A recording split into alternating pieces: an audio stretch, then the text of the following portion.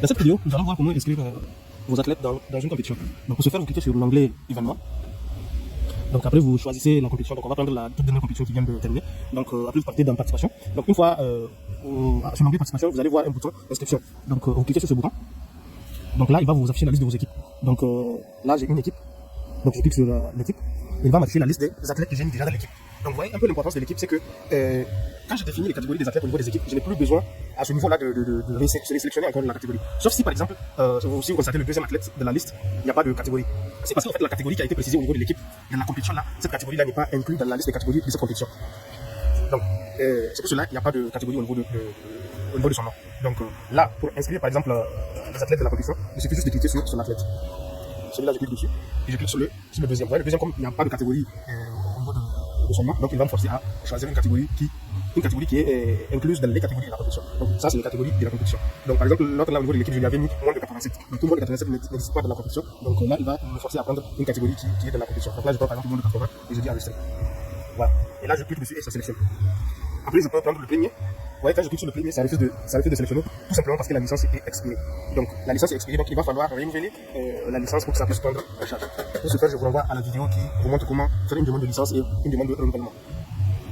Donc, pour le deuxième athlète, sélectionner Ismaël Madougou. Donc, si par exemple il n'est plus de la catégorie moins de 30 ans ou bien son poids ne lui permet pas, je vais le faire monter par exemple à moins de 37. Je clique sur les trois boutons là, donc il me donne l'option éditer. Donc, je clique sur éditer. Là, j'ai la possibilité de prendre parmi les catégories de la compétition. Donc, là, moi, je prends 37. Donc 33, c'était sa catégorie que j'ai mis au niveau de la création de l'équipe. Voilà. Donc dès que c'est bon, là je clique sur le bouton vert encore. Donc je clique et automatiquement ils sont mis en vert. Donc dès que c'est mis en vert, ça veut dire que l'inscription de la compétition a été effective. Donc ceux-là je ne peux pas les prendre parce que leur licence est expirée. Donc là je suis obligé de renouveler avant de faire inscrire mes athlètes. Donc une fois que c'est bon, je fais un retour en arrière et vous voyez, il y a un deuxième onglet qui vient de s'afficher, mon équipe. Là il va vous montrer vos athlètes inscrits dans la compétition. Donc vous cliquez dessus. Et vous allez voir que voilà les deux athlètes qu'on a inscrits. Et vous allez constater que l'entête c'est jaune. Donc jaune, ça veut dire que c'est une pré-inscription que vous avez faite. Donc vous avez fait une pré-inscription.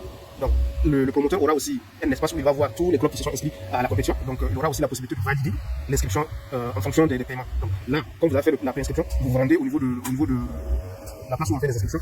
Donc ça peut être au siège ou bien ailleurs où le promoteur a décidé. Donc là, vous partez, vous payez et en même temps le promoteur va valider les paiements. Donc là, vous voyez, vous ne pouvez pas aller plus loin. Mais par contre, avant la validation, si vous vous rendez compte, vous pouvez cliquer pour supprimer l'athlète, par exemple, pour supprimer l'inscription. Donc ici à ce niveau, par exemple, je dis bon, cet athlète-là, pour une raison ou une autre, ne va pas participer à la compétition, donc je vais supprimer sa préinscription. Donc là, je clique sur supprimer. Il vous demande si vous voulez vraiment supprimer cet athlète. Donc c'est pas supprimer l'athlète, mais supprimer l'athlète dans la compétition. Donc là, vous cliquez sur lui. Donc automatiquement, vous voyez, il ne reste qu'un athlète. Donc là, si je reviens dans l'inscription, équipe, donc vous voyez, il y a uniquement le premier athlète là qui est inscrit. Donc là, si je reviens dans la catégorie, je cherche la catégorie de l'athlète que je viens d'inscrire. Je crois que c'est la catégorie moins de 80. Donc quand je scroll, je vais en bas, je clique sur 80. Donc vous voyez, l'athlète n'est pas affiché dans la catégorie. Donc il va falloir attendre que le promoteur valide l'inscription en fonction de vos paiements.